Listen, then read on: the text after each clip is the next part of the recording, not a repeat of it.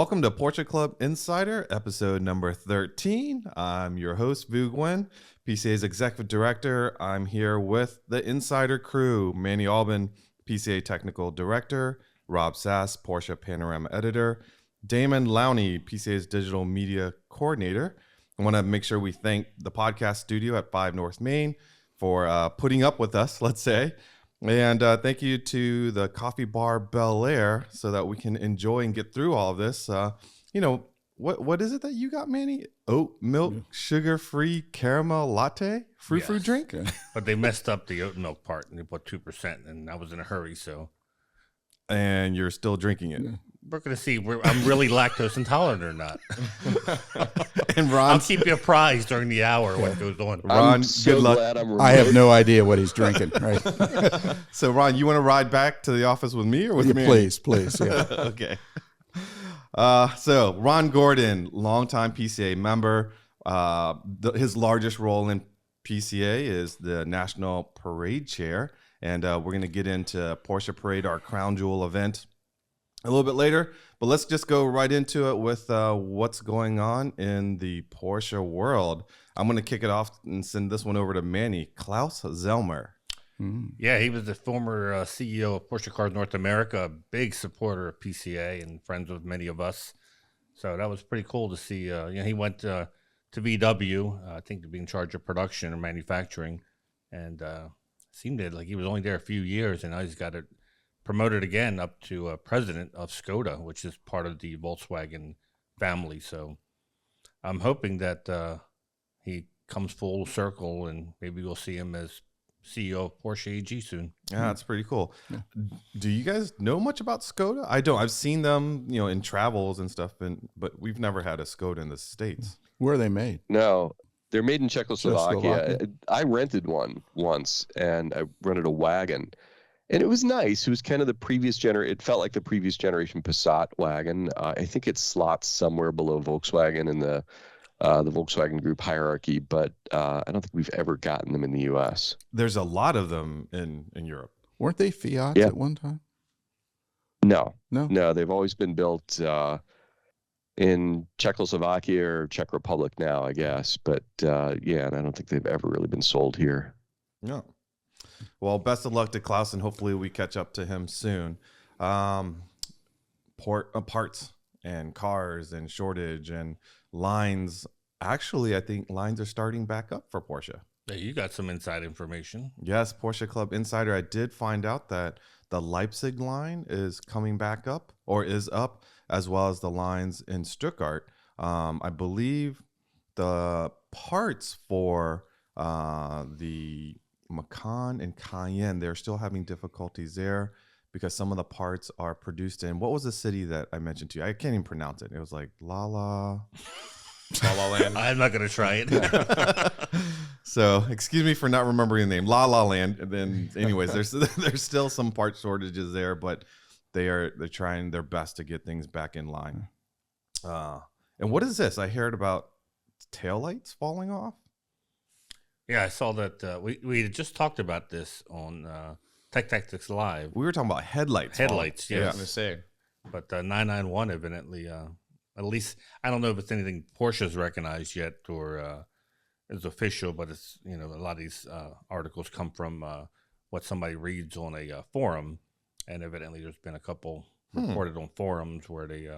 when somebody does launch control and then, boom, taillights fall out. Evidently. Are you saying that as a, that, or you just... No, I can imagine it right now. Maybe they've fallen out during launch control. So here's the thing. If you didn't watch our sort of our primer to high performance drivers education on YouTube, we were looking at a 996 and the way a 996 headlight fits into its socket, so to speak, is there's like a little locking mechanism, like a latch that you rotate. Now you can push that headlight in and it kind of sits in there and it looks like it fits properly, but if you don't click that little lever, when you hit the brakes, they will come flying forward. And we've seen that at an autocross where I think at a parade where someone had a Cayenne and had replaced a bulb, a few weeks earlier, pushed the light in and they thought they locked it down and they didn't.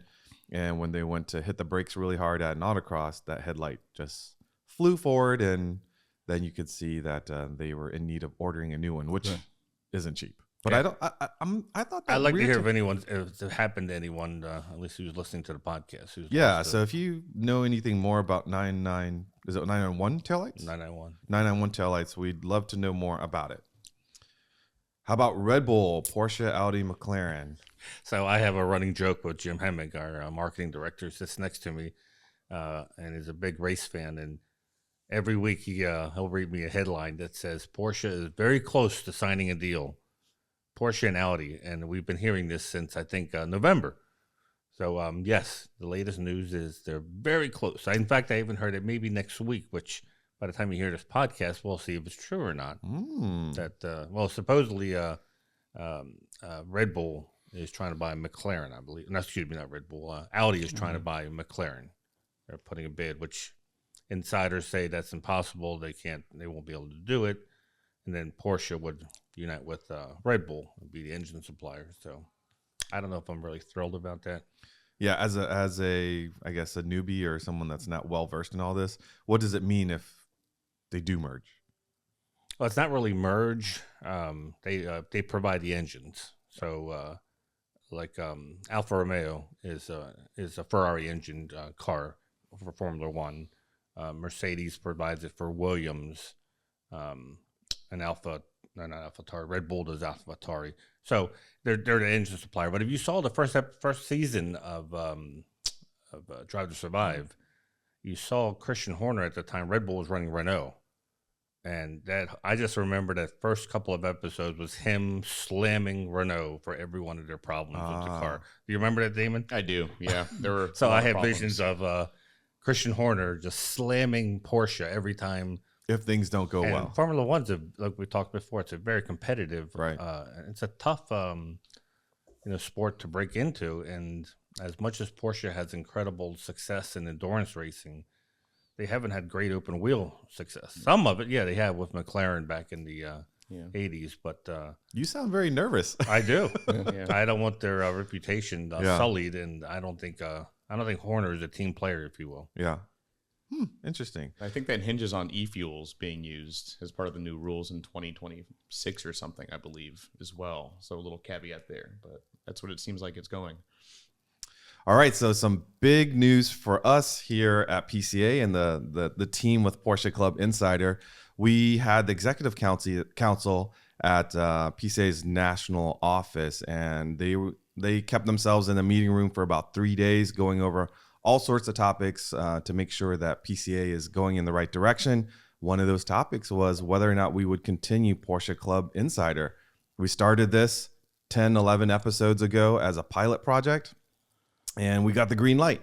We're going to be moving forward and keeping it going as long as you all listen, and please be sure to like and comment. I think we can safely say, we are proud of this. We are doing it about every 2 weeks. And hopefully we're going to move forward and get to a weekly. And ratings wise, we're just trying to drive that up. So with your help and support, please listen and please comment, and we'll take this to the next level. How do you guys feel about this? Are you listening weekly or bi-weekly, Ron? Do I have to answer that? So we need to get him on.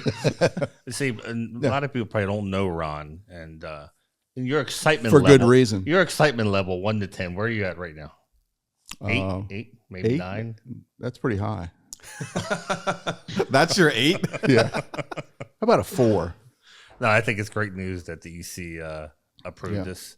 Yeah. I don't miss that part of the EC is those long meetings on the weekend. Yeah. Luckily, my boss here covered for me, so I didn't have to put a presentation up.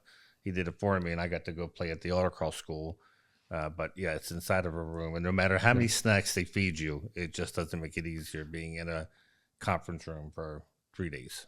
Yeah. They put in so much work to keep this club to being, the best that it is. And like I said, just one little thought I'd share with everybody. One of the great pieces of information from that meeting was the fact that we get to continue this. To me, the highlight was the day after the meetings. Yeah. UPS man showed up with 10 brand new chairs for the conference room. Oh, Whoa. yes. Wait till you see them when you come Whoa. later on. Whoa. Yeah, so the conference room chairs that were in there have been in there for like 11 years. And Laura Moffitt, she was able to source some new chairs. They're almost like the same style as the old ones, but they are very almost identical to Club Blau. And so we got some nice Wow. chairs. So if you come I'm to the open excited. house or swing by the office, you can check out the new It chairs. still has that new smell? new chair smell. New in the chair room, smell? yeah. And Some dangerous chemicals emitting, I'm sure. I posted it on Facebook and it looks like leather, but it's more like pleather. Does it What, they're cause not hair race loss? techs or Alcantara? No, they're what did Mercedes used to call their vinyl? MB Techs. MB techs. MB Techs. Yeah. All right. Hey Rob, what you been up to? What have I been up to? I get to drive. This may not be all that exciting to a lot of people, but for some reason we seem to be base car geeks in this room. We all geeked out hugely over the base Panamera that we had not long ago. I had a base Taycan not long ago. Sweet. As a kid, I always said when I grow up, I'm never gonna own a base car. I never understood why my parents, didn't always get the top of the line model. Like when we were shopping for whatever, it's like, why didn't you get the M series? Why didn't you get the turbo? Why didn't you get the, the best of the best? And then as you grow up, you understand the financial Cause money. the financial responsibilities that go along with it. And now I'm a huge fan of base model cars. Well, I mean, imagine the conundrum for the manufacturer, especially if you're a premium brand like Porsche.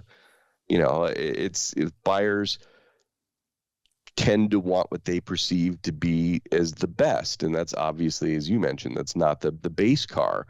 So I think Porsche has a long history of making, in most cases, E1 Cayenne accepted the base model a lot more compelling than you really would expect, or than maybe it even needs to be based on sales. And this car really kind of followed that pattern. It was extremely nice. You could be very, very happy with the base rear-wheel drive Taycan, assuming you don't live someplace where you need all-wheel drive. I enjoyed the car quite a bit. Porsche lists the car is going 0 to 60 in 5.1 seconds. Car and Driver got theirs to do 4.7. It feels like, a high fours car, 0 to 60, which is pretty much kind of all you need for LA traffic, which is where I was driving the car primarily. It's faster than any car. I'm going to pause you right there. I want to pause you right there.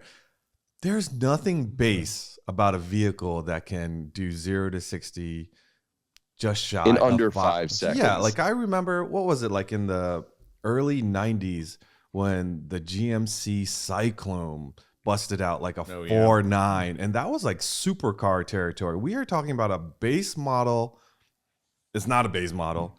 I mean, it's got that kind of acceleration. It's got Porsche build quality. It's a beautiful car. I saw the photos of the car that you drove. I can't say anything that Porsche produces is really base. It's just a lesser equipped model. Right. I think that would be a more accurate description. It had the vegan interior, which is just basically, that's what the chairs we have at PCA HQ. They're vegan. It's impossible right. interior. No, they're just the base chairs. But no, it had the vegan interior, which gives you this sort of race tex kind of Alcantara material in the bolsters, and this kind of waffle pattern, I guess synthetic leather in the centers. It was certainly attractive enough. It was grippy. It was comfortable. I didn't mind the interior at all. But the rub is that it's a $4,100 option over partial leather. So, to me, You mean the vegan is an added option? It's an added option. It's Oh, pay to be green, $4,100 over right? the partial leather. Huh. I would just which say gets you- partial leather. I don't know. I would just take the partial leather, but that's just me. But which gets you to the other rub with the car is, it's really, there's launch control on the option list as well. And this car has a base MSRP of about $82,000, but very, very few of these cars are going to go out the door for under six figures. The big battery is almost $6,000. The base 19-inch aero wheels are really unattractive. So your choices in better looking 20-inch wheels range from $2,000 to $5,000. PASM and air suspension is $2,200. So it adds up pretty quickly. So I can see why he's a writer, not a salesman. Yeah. I would forgo the vegan interior and get the nicer wheels, because I agree with you. Those, like, the standard wheels are kind of like disc looking. They're not that. Yeah, they're not. Yeah, they're sporty. like Cuisinart. It looks But like something Saab might have done in the 80s. Wheels make all the difference in how a car looks. So that's where I would invest my money. How long did you have it, Rob? I had it for 2 days. So did you charge it any? Yeah, charged it once. Probably didn't need to. It was basically my transportation from LAX to Willow Springs, which is about, 185 miles round trip. My sense is that if we hadn't charged it at the track, it would have done that round trip with almost 100 miles to spare. Wow. So that's a rear motored car, right? With a big battery. Right. With a big battery. Right. And it still has a 2-speed transmission? Yes. And do you hear that? Like, do you hear the shifting, or how does it? What's it like on the inside? It's not really perceptible. No. You don't really hear it. No. You don't hear it, and I guess I know the GTS I drove had the enhanced sound where they amplified the electric motor sound. The motor noise. Yeah, but it was very it was like completely unnecessary in my mind. I wouldn't, if it was extra, I certainly wouldn't pay for it because. Like I tell people, you're not in a cone of silence in the car.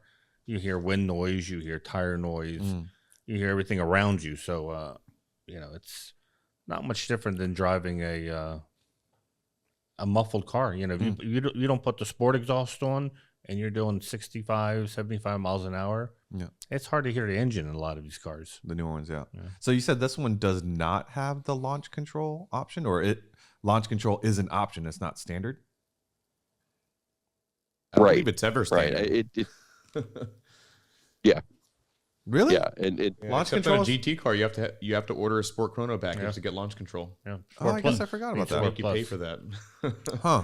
So let me ask you, being rear wheel drive and still a very fast car, like when you stomped it, is there a way to take traction control off on that car and to see if it does spin tires and kind of go sideways? Not that I'm saying you should do that with a car that they give you, but I'm just curious, because with an all-wheel drive car, it's going to just grip like a tiger and just like take off. But, with a two-wheel drive, to me, that's kind of the reason why I would like a two-wheel drive car, is a little bit of the ability to hoon it, so to speak.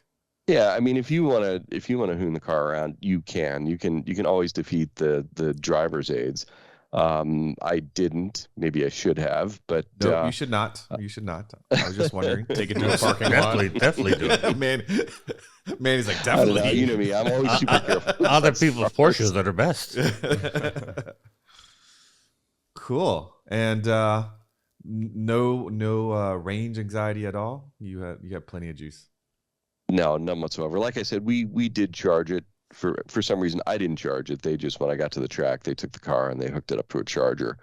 I probably wouldn't have, but my sense is, based on what I was getting going up there, that I could have easily done the 185 mile or so round trip and still had probably close to 100 miles of range. So no, not much in the way of range anxiety. So I know if you're in a Taycan in our area, you still kind of stand out and you get lots of eyeballs. Being in Southern California with a Taycan, I'm assuming you just kind of blended in with traffic. Yeah, you do. I saw probably 10 Taycans just in that trip up to Willow Springs and back. So yeah, they're not really a novelty anymore. Well, that's the one you had was definitely. What color was that? That was a good looking car.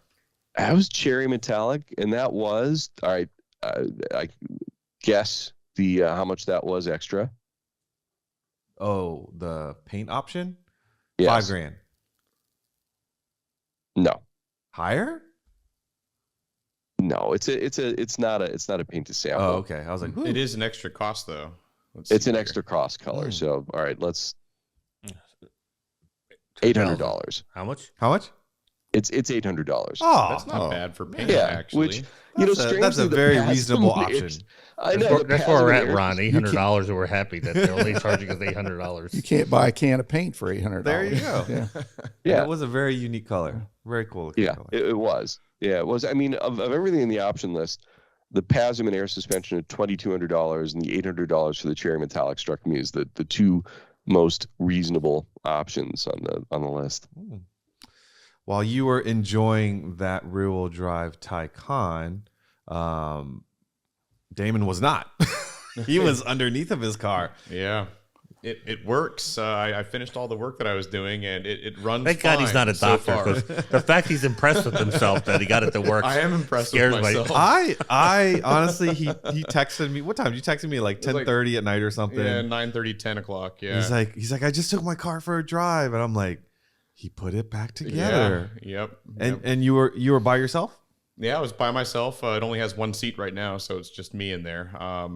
But yeah, it ran fine, and then I discovered a coolant leak right after. But nothing major. Yeah. Like, dude, Fortunately, I'm totally... it was the smallest, easiest coolant leak ever, and it's already taken care of. Yeah, it runs great. I will say, if you're going to get semi-solid transmission mounts and the billet flywheel, it's not hugely different from stock at lower revs, but once 3,500 RPM or so hits, it's very, very loud in my car and vibrating. Yeah. It's time to put the interior back, I think. You're going to put it back in? I think so at some point. I think for longer drives and to really enjoy it, on the road, I don't need quite that much noise inside. So you got the panel off in back of the seats then? Yeah, so I did that last year, and it's taken me this long to put it back in, and I think that's why I was an improved at Parade for Autocross. So your car is out, like, you're way above class. yeah. You're fully modified now. For anyone who cares, it's in STR class for SECA. So I have the mods that put me against new Miatas that are modded a bit, and I believe S2000s, the new GR86. So with light mods. So mad respect for even trying to attempt all this on your own, working in your garage, on the ground, putting a transmission in. Yeah, it's a huge sense of accomplishment.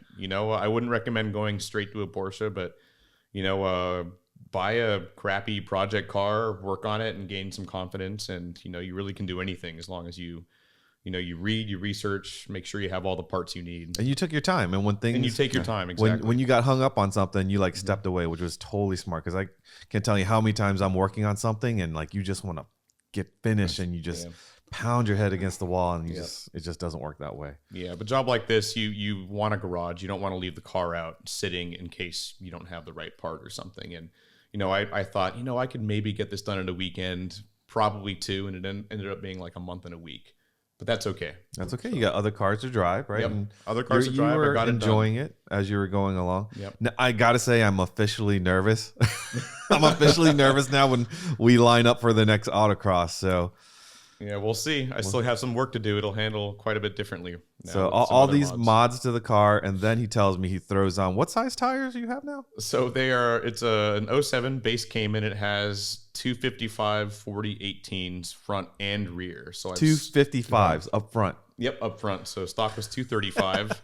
They barely fit in the rear. They fit fine, and in fact, it's a smaller diameter, so I might have better gearing for acceleration. But the thought is that the car understeered slightly still in my old setup.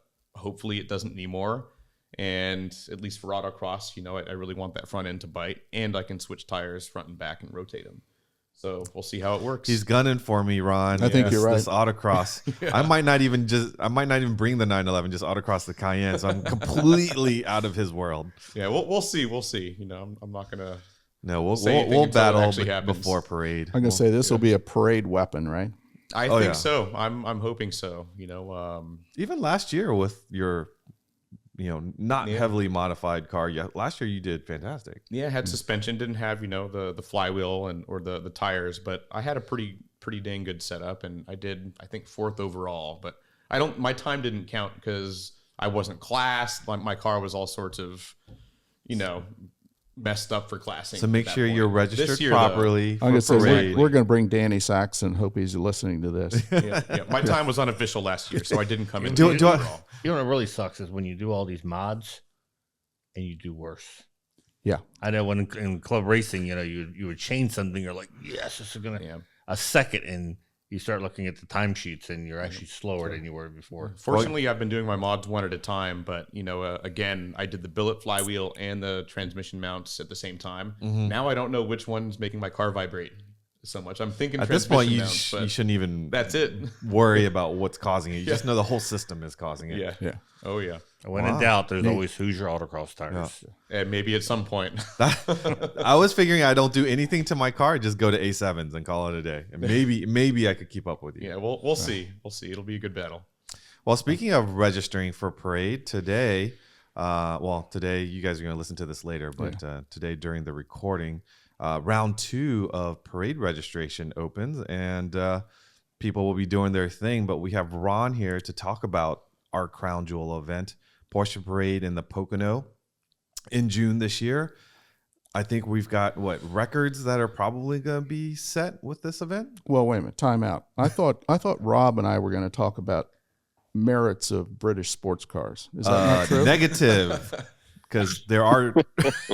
Never mind. I don't want to go in and get people mad at me for making fun of British cars, because I know some of knew our this would members. shut him up.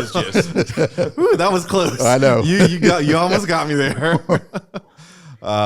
So I know you do enjoy British cars as well.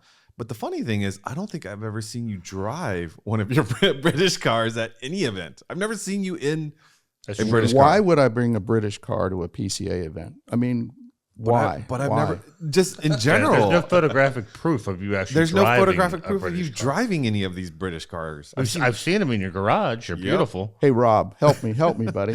Don't look at Rob. Rob, do you still have that TVR, or did you already sell it? The one we No, call I leaky. do. I do. It's going on a year. It's going on Wow, a year. There we go. Yeah. And you've driven it how many in miles? 5 months it'll be a year. How many miles have you put on it? I put, I don't know, 2,000 miles on it. Minus Ooh, impressive. 1,800 on a flatbed, so it nets out to 200 miles of driving.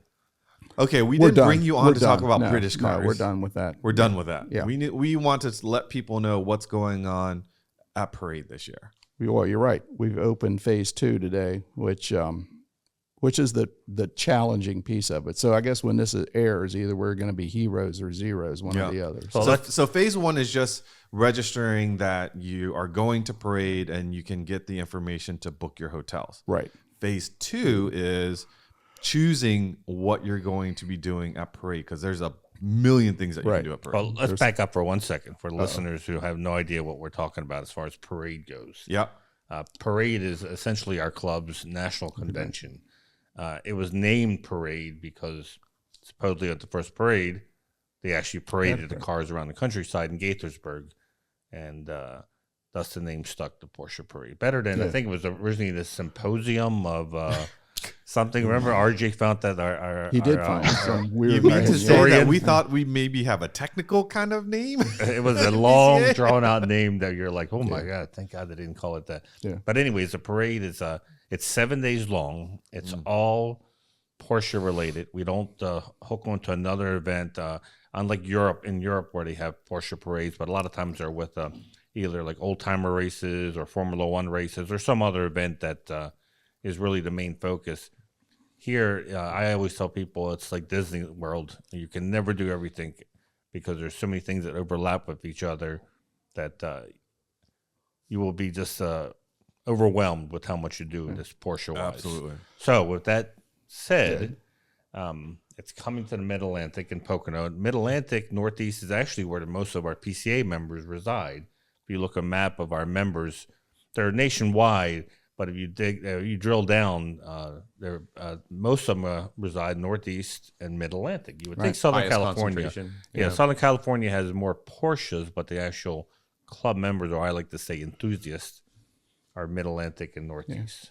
Yeah, right. This is 66. Actually, it should be 67, but we didn't do 2020, so we've got a pretty good run. And you're right, Manny. I mean, we have the response this year has been quite exciting, to be honest with you. I'm not saying it's the largest parade we've ever had, because some of the numbers are a little fuzzy when you get back into some of maybe the West Coast parades. But in my tenure, it is the largest by a significant amount, actually. So if you do the numbers, I think it's safe to say that we'll probably have in excess of probably 3,300 people coming through the Poconos in June. So that's good. But you're right, Manny. I mean, Northeast tends to bring out larger crowds for parades. I think it's because we have a shorter. LA, California is like perfect weather. They can do something every weekend Porsche-wise.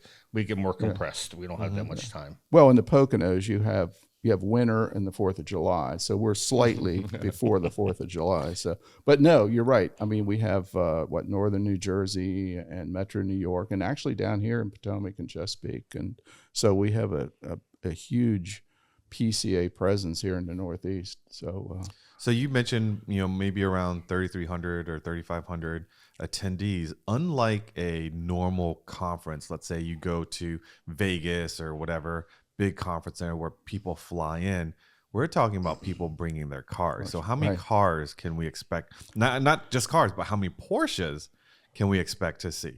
Well, that's a lot. I mean, I would say a minimum of 1,000, probably 1,000 Porsches in one place. Just think about that. Yeah.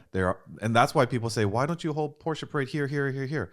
The people, there's lots of places to hold lots of people, but to hold lots of people with 1,000 Porsches and things to do with their Porsches, that's what makes choosing a site very unique for Porsche Parade. That's really the key, because at Rennsport, we park 1,500 cars in a Porsche corral. So you say 1,000 doesn't sound as impressive as Rennsport, but this is a week long. And as you said, there's events every day.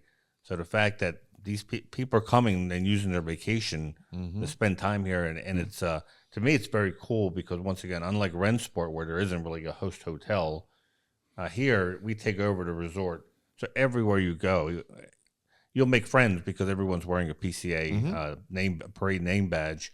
And everywhere you go in town, there's just tons and tons of Porsches. So, you're bound to meet a lot of new people. And that's, I think, the magic of Parade, is that a lot of these people you become lifelong friends with, and you only see them once a year at Parade. Yeah. And the diversity of people and cars, you could, have anything from, I remember my first Porsche Parade, I walked out the hotel lobby and I could hear this very unique exhaust, and I heard it like it was a couple of cars. It was like 2 Carrera GTs just in the parking lot, just pulling out. And then you see 928s, you see 914s, and of course you see a million 911s, but we're all kind of enjoying the week together and doing all sorts of activities. There's nothing like it. Yeah. I mean, there's, from an entry perspective, I mean, there's more events than hours in a day. And Manny's right. I mean, we sometimes we get criticized because, well, maybe there's not enough rooms or something like that. I mean, we could go to Las Vegas or we could go to Orlando and probably fit everybody in. But the reality of it is we'd just be, a small fish in a big sea. And we like to own where we're at, and it makes it difficult. I mean, and you want the host city or town, like you said, to make us feel like we're the big fish. And the example I use is when we did a site visit at French Lick a few years ago. I think it was for our 60th. And, I went to go get gas for my rental car. And of course they were, the gas attendant there was super nice. He's like, "Oh, what are you here for?" And I'm like, "Oh, I'm here because we're going to be back in the summer with Porsche Parade." And the gas attendant goes, "Oh, yes." And then keep in mind, this is not somebody that works for the hotel. This was a gas station attendant. Yeah. And he goes, "Oh, yes, I was told to make sure I have a lot of super. So when you guys come, Porsches take a lot of super." I'm like, that's what makes Porsche Parade special, because not only the hotel, but everybody in the town knows you're there. You go out, eat dinner, and you see signs of, welcome PCA members. That's the kind of experience you get. Yeah. So how far back did you guys start planning this parade? This was 4 years in the plan. 4 years. So that would mean that you are, I know we're not going to say, we keep it secret, but you're 4 years ahead still now. We are doing the RFPs right now for 26. So we're locked in through 24 and 25. Give an idea that this is not something you start planning in February. Right. This is something that takes a long time because, as you said, trying to find a location. every location owner thinks that their site is perfect for parade. Mm-hmm. And then when you get there and you start actually listing all the requirements, I always tell people it's an upside down pyramid. It's a lot of choices in the top of the pyramid, but as you start whittling down, you need this, you need to be this close to the hotel for the autocross, you need to be this close for the concours, we need this much room for parking, we need concours prep, and it starts going more and more, less availability. So, 4 years, it's incredible that. And here's the thing for those, they are popular, and there are times when we sell out of things, and members can complain, which I get it. But what we just told you, Ron and his team, they're booking things 4 years in advance, and we definitely have the past data to look at to try to forecast the future. But let's throw in COVID. Let's throw in, the economy and all that kind of stuff. I mean, there's still a lot of variables that are out of your control. And to add all of that is, we don't just want a ton of people to come. We want the right amount of people to come and have a good time. I think Manny's the one that always uses like the Disney World analogy. Like even Disney World, when they get to a certain level, they don't let any more people in because they want each person to have a great time. Yeah. I mean, do we sell out parade? Not parade per se, but I mean, a lot of the events, because we do have capacity limits.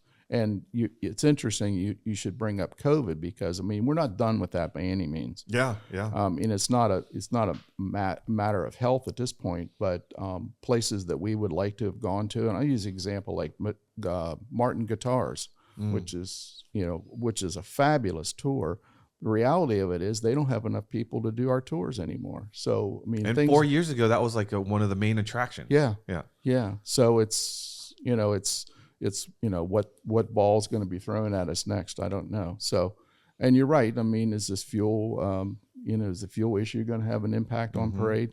I tend to think not, but I mean, there's some people that think about that. So, yeah, there's all these variables. Let's just hope they don't sell the place in the next couple of weeks. Let's everybody knock on wood. It's not even funny because we've had that happen where we. Oh my gosh! You just gave me like goosebumps because I thought I forgot about it. I did forget about it, and you bring it up. Yeah. So what he's referring to is we had a parade planned at a location, and like a year before, not even a year, I think like a couple of months before, we find out that it was in like receivership and it was sold, and the government owned it. The government owned it. Oh my goodness! Yeah, and we've already registered people. So the idea that everything is exact when it comes to planning events such as this, it certainly is not. You must have been good at playing dodgeball when you were a kid because there's so many things that are thrown at you, but you all still at the end of the event, it's like it all comes together. Like I just always believe that it's going to work out, and you have amazing volunteers that makes all this happen. How many volunteers work on Porsche Parade?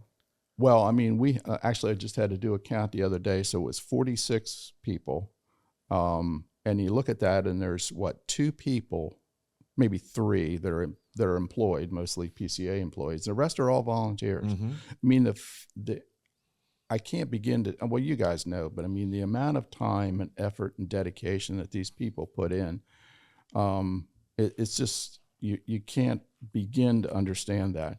And it's not just at parade. I mean, it's all year. Most of these events are all year, and full-time job on top of a full-time job. It is. And when I said, 24 and 25, there's a certain amount of those people that are involved in some of those decisions as well. And then on the ground, Alex will probably, I don't know, let's just say 700-800 people easily are volunteers during the day or during parade week. And the reality of it is we couldn't do it without them. We couldn't afford to do it. We couldn't afford to do it. Exactly. Them, right. If we had to pay all of our volunteers financially, this would be the worst decision ever as far as an event. And that's very much a North American phenomena, it is, the volunteers, because talking with Porsche and their club coordination, this is not something that happens with the volunteers in the rest of the world. It's not very common, especially in China. It's just volunteerism isn't something that is easy to sell. And like Ron said, we rely on it. Otherwise, these events parade would be even a very, very It'd be expensive. cars and coffee is what it would be. But even stateside, like, when I mentioned Porsche Parade and the amount of volunteerism that goes on there, even to my friends and family that do things, and they volunteer too. But, we're talking about people that are taking a week off of work. This is probably their main vacation for the year. They know that they are going to volunteer during the week of parade. Some do 3-4 shifts, and they do it with a smile. And it's, some of them pick a volunteer job that they absolutely love, and they sort of reserve their position with Alex Galloway, who handles the volunteer pool. They look forward to doing it year after year. Like my boys love working in the parade store. Like they love working the registers. They love folding the clothes. And there's people that love to work autocross. It wouldn't happen without the volunteers. No, you're right. I mean, it's a social event. I know one thing this year, the TSD rally, Rick and Jack are going to use the RICTA app, which is a scoring app. But one of the unintended consequences is there doesn't need to be as many checkpoint people. So you've got people, to Manny's point, that every year they come to join, and all of a sudden there's not going to be any checkpoint workers, so they're up in arms, right? I was in that group. We had a group of you like and the 5 or 6 Gilbrists, years. We would. I suck at TSC rallies, and I remember telling Pete Tremper, instead of us getting frustrated doing the rally, why don't we work the rally and we can make fun of all the frustrated people coming into the rally? So we started working rallies, and we got to become friends with the group, and every year it would be the same group. So that would be a shock post that. You and the Gilbrists got to figure out something else to do. So what are the kind of jobs that volunteers can sign up for at the event, and what's the minimum sort of time for that, because we accept any help we can get usually. Yeah. Well, I would be remiss if I went down the list. You really need to look.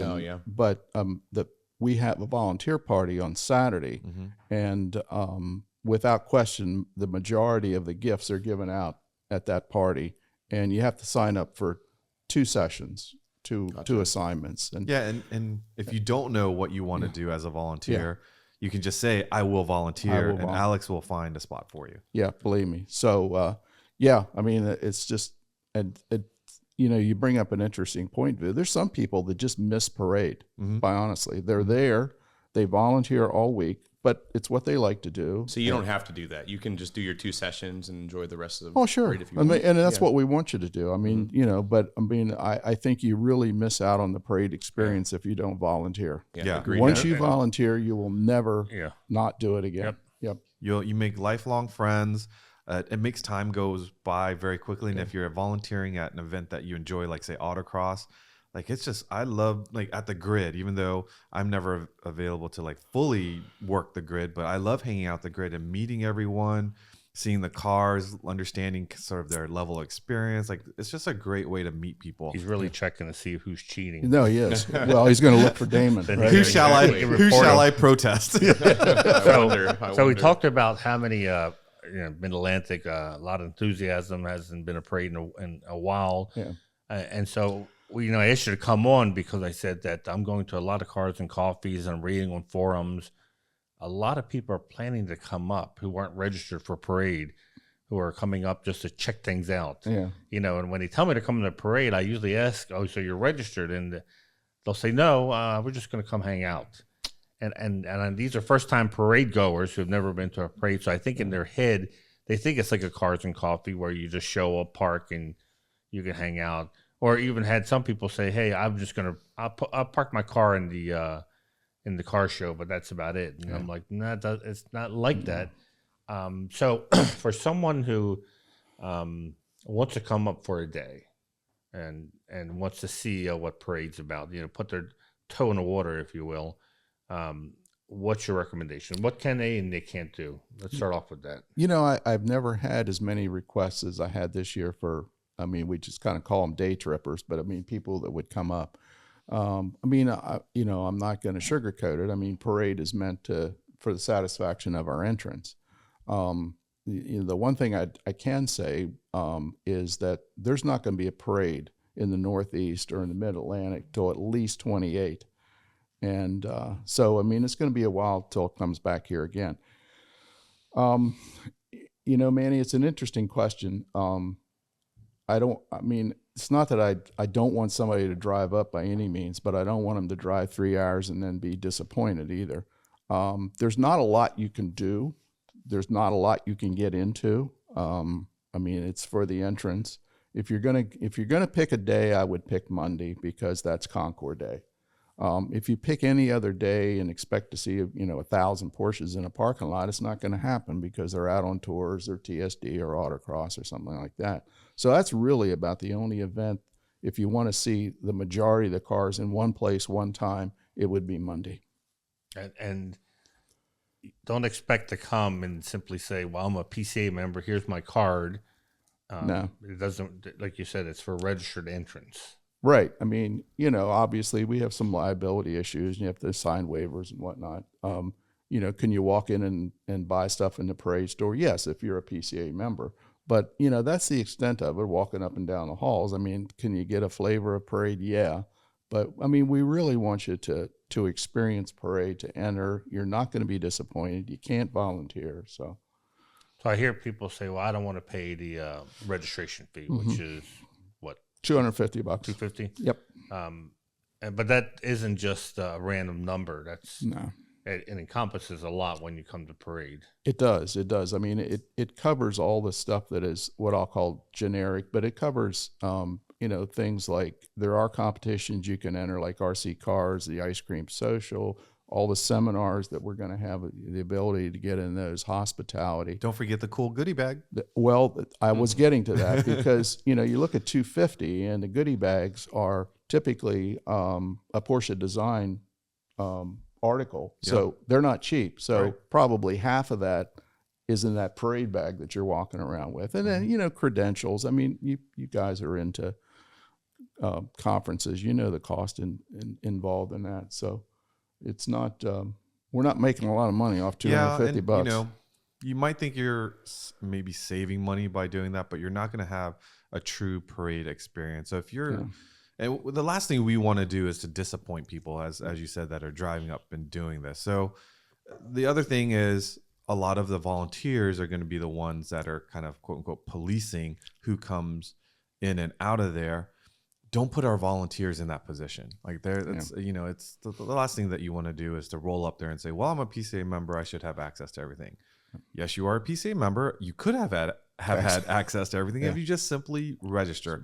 And if you don't want to stay at that hotel and save some money, you can still register and come up for the day, or register and stay at a different hotel. But to have the full parade experience as it was designed, you register, you stay at the host hotel. For those of you that have young children, family, the Kalahari Resort is you will win Parent of the Year by taking your family there because it is built for families. Yeah. It's huge, lots of parking space, tons of things to do.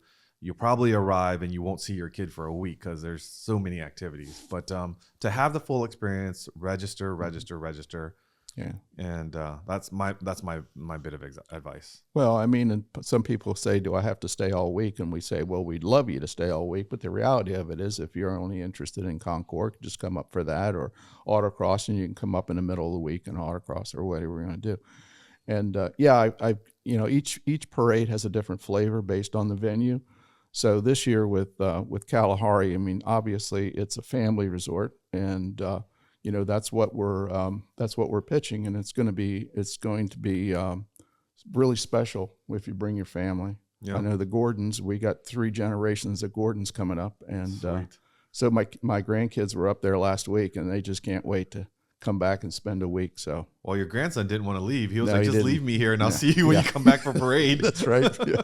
So the parade in itself has always been a family-oriented event, and I think this is one of the reasons why Porsche really embraces it, because they see our Parade Kids program. Yeah. I know my kids grew up, they're in their 20s now, but they grew up in PCA, and to them, this was just normal. That in the summer they would go to someplace new with the Porsche Club, and they had their friends that they would meet and see. And once with texting and whatnot, they would stay in touch all year round. And then as parade got closer, that was a big reunion, if you will. So even if you don't make this parade, but you're looking at one on the West Coast, be assured this is always a family type event. That's why the rooms always stay affordable.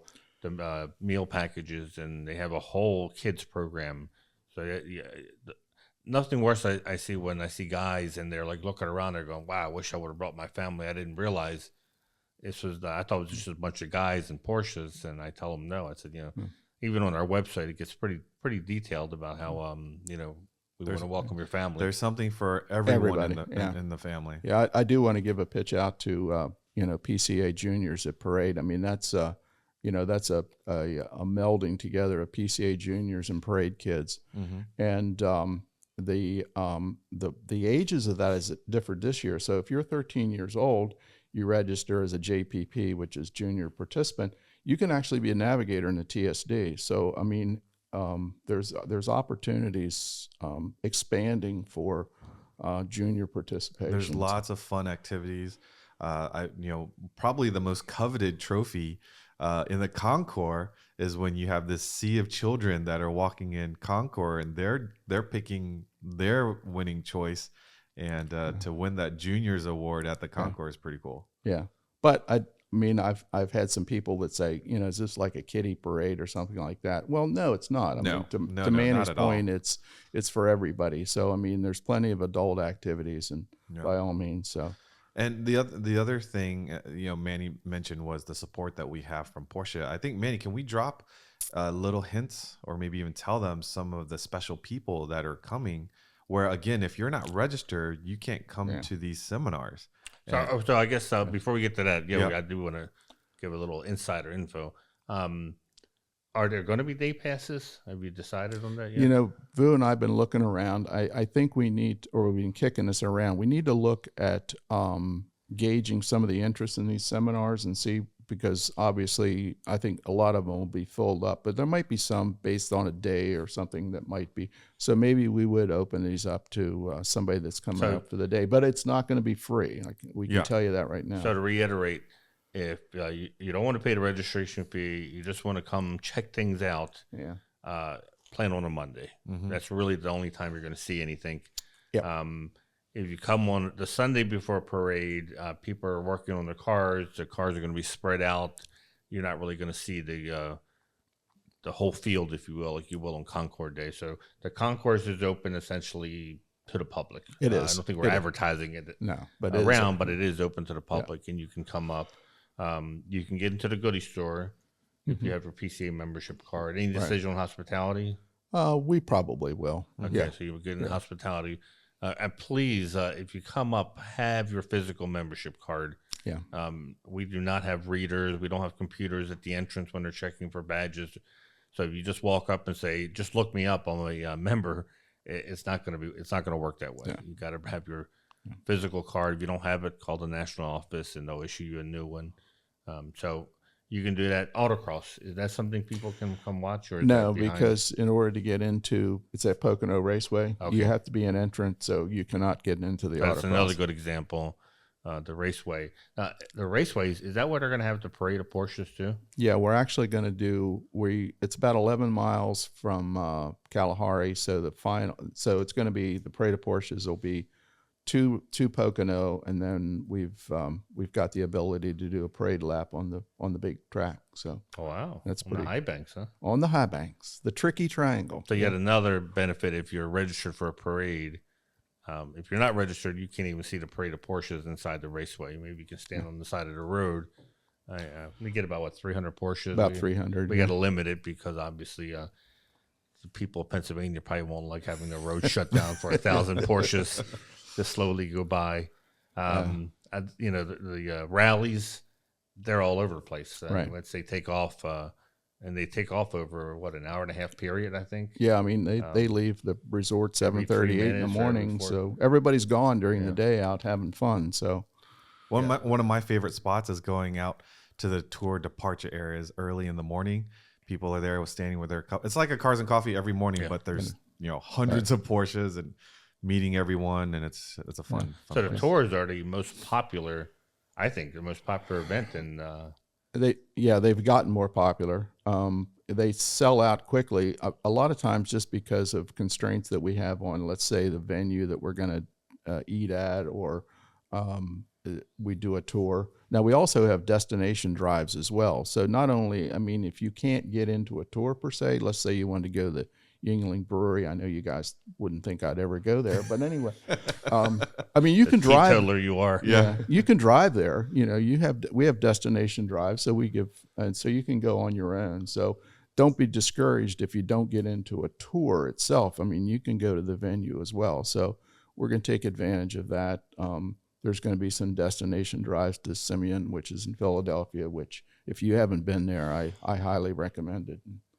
I agree. And these tours, just so that folks know, I mean, these are done at speed limits, right? Yep. And it's the camaraderie that you're really enjoying. You're not trying to race to the Simeon Museum, but this is also where you're going to meet new folks and hang out with them. And then hopefully in next parades, you're going to sign up together and hang out with them.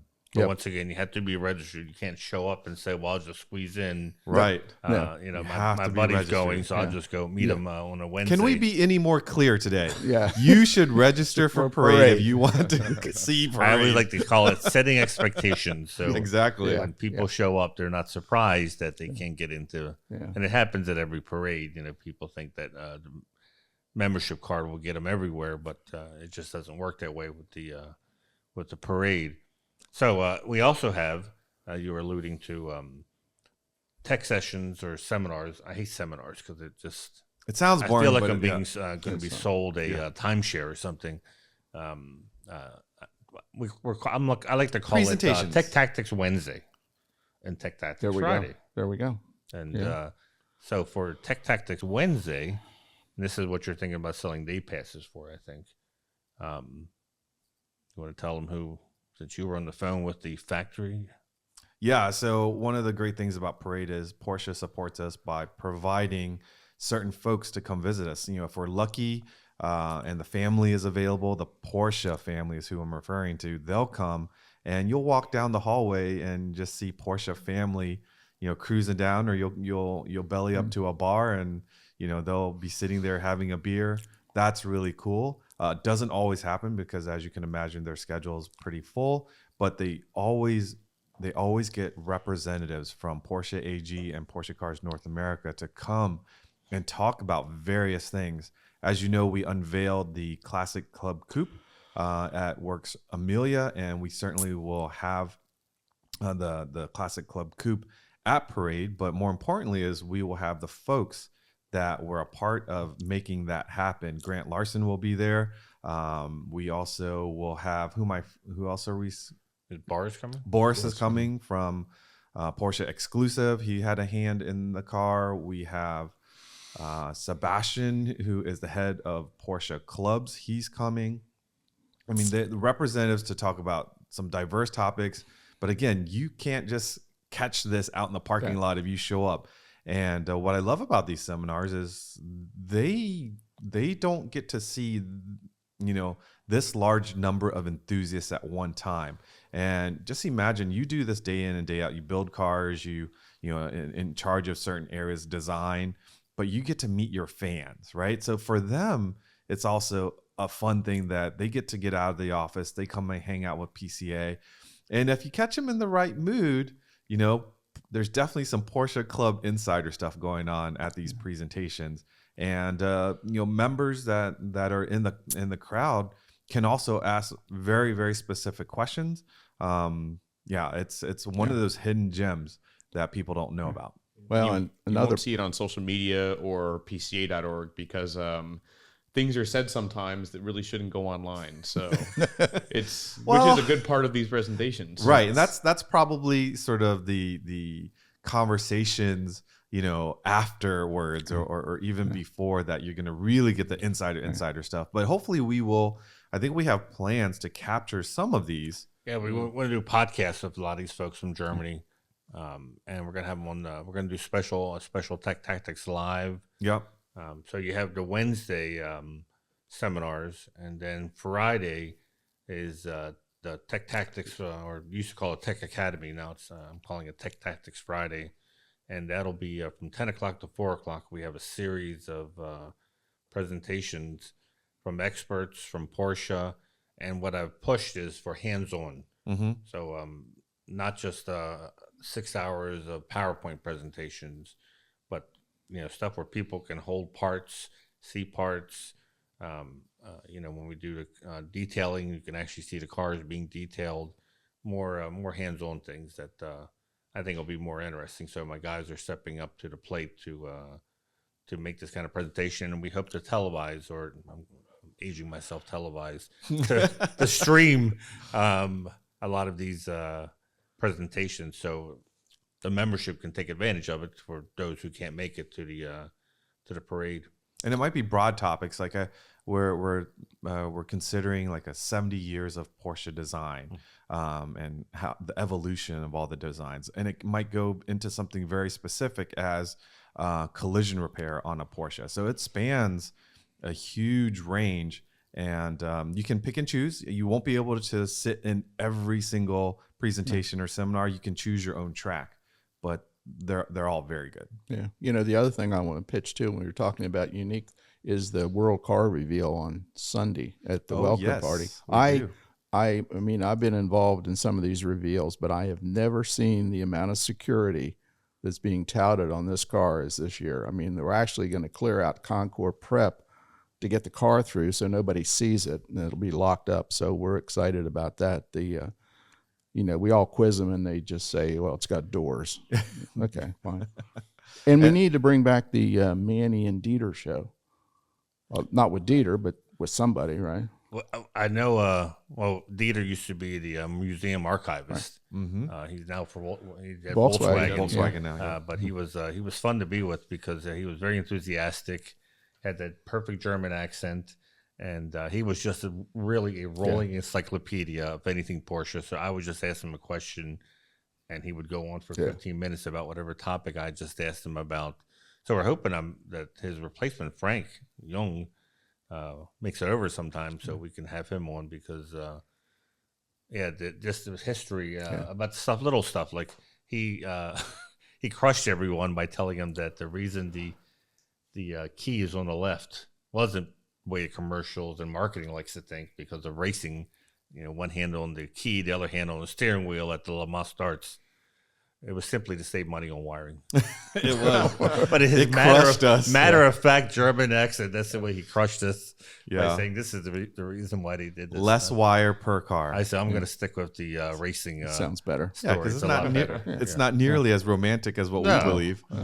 Explain to people why the key's on the left. That's German efficiency right there. 2 birds with 1 stone. Exactly. But it's like Vu said, hopefully COVID is slowly disappearing. We get to see these guests come in from Germany, and they're not being forced to come by any means. They usually fight to see who gets to come over. They're very excited to be able to come, because the Porsche Parade, we found out that overseas it's a pretty big deal. A lot of people make it like a bucket list item to come to our Porsche Parade at least once in their life. There's nothing like it in the world. Yeah. But once again, if you don't have you're not registered, even if you're a PCA member, don't expect to show up and just waltz in and do events. You're going to be sorely disappointed. Like Ron said, you're going to drive 3 hours and find out that you're not going to be very happy. If you want to come that one day, make it Concours Day, and you're going to see all the cars on the field. You'll get a good flavor of what parade is like. But if you can, I would definitely try to sign up for a parade. If the room, I don't know what the room situation is. No, we still have rooms. It's a huge facility. I mean, when it is. We drove up, I was really amazed how big it was, and the fact that we're taking it over is pretty impressive. But there's bed and breakfasts around there. There's other hotels. And we just got some more rooms at the casino, Mount Airy Casino, which is it's a lovely facility. It's right down the street. So I personally like staying at the host hotel all the time, because Porsche comes in and essentially decorates the hotel. They put their signage in the front. They put cars in front. They had those art cars last year, French Lick. And so everywhere you go, I feel sorry for the, 10 people there that aren't part of the parade. They always keep 10 rooms or something open for regular guests. Yeah. I feel sorry for those people because you want to feel like you're not part of something that's major FOMO. Yeah. So just to recap, that is June 12th through 18th in the Poconos. So make sure you mark your calendar and make that appointment. Speaking of appointments, don't you have an appointment on Friday? What's that appointment? No, I don't have an appointment on Friday. I think it's bore scoring, isn't it? Is it bore scoring? It is bore Human we bore hope we scoring? don't have bore scoring. So this is where we're going to go into the PSA side of Porsche Club Insider. What is it that you're doing on Friday, the bore scoring that you're doing? You really don't want to know. When you get old, you'll find Ron out. made the mistake that he's going for a colonoscopy. Lucky you. Well, I'll have one today at noon for Hopefully the phase 2, right? Hopefully the person who's doing it got into parade. Yeah. All right, so here's my thing. For those of you that have never had it done before, and if you are at the age, I think they say even as early Wait as a minute, 45. you didn't want to talk about British cars, but you will talk about No, because I found out that the lack of having a colonoscopy done and looking at the condition of your bores could save over 30,000 lives a year. So for those of you out there, 45, 50, if you've never had it done, please do so. And the reason why I want to share this is because I had one done last year and I was not looking forward to it because I saw, and thought of all the different things you had to do to prepare for a colonoscopy. But I have to say I was pleasantly surprised that my doctor gave me. He really enjoyed this more than I He obviously did, right? There's this new stuff. He's and scheduling again, another one at the end of the year. check with your doctors. I'm not a doctor. I'm not saying this is the best thing, but the stuff that my doctor gave to me, it was only 2 glasses of this stuff that you could choose between mango and fruit punch. And it was like Gatorade. It wasn't bad at all. I took 2 cups of this stuff. And of course it does clear your system. Did you see him at Jonestown? Yeah. Really. It's great Kool-Aid. It's great. Drink this. It's great Kool-Aid. And then you go in there, you lay on the bed and they put this, an IV in? And they said, "Are you ready?" And then I woke up and they're like, would you like a ginger ale? It was so easy. It's like your honeymoon all over again. Hey. But anyways, I'm not going to bring this up again, by the way. We're going to do a Tech Tactics Live, Yeah, actually. that's right. We're going to go live. You'll be under, but Ron is on the lift. We're about to pull the plugs. Yeah. Do you recognize this? No, but seriously, for those of you, if you haven't had it checked out and if your doctor recommends it, there's nothing to be scared about, especially this stuff that I tried that was super easy to prep for, and it could possibly save your life. Don't call me tomorrow. I'm busy. Right. All right, folks. Well, thank you for listening. Again, if you're able to rate us, please do so. Be sure to subscribe. If you aren't a current PCA member and you own a Porsche, what are you waiting for? Just grab your VIN, sign up at pca.org. And if you are looking for a Porsche, join the test drive program. We'll get you set up, everything you need to know about getting your first Porsche. Remember to follow our Porsche Club Insider Instagram page where you'll get behind the scenes photos. We will also hopefully try to add some photos to what we've been talking about today, stepping it up. Minus the colonoscopy. Minus the colonoscopy. Unless you want to share, Ron. Only with you. Share Manny. your results. But until next time, stay safe and we'll catch you down the road.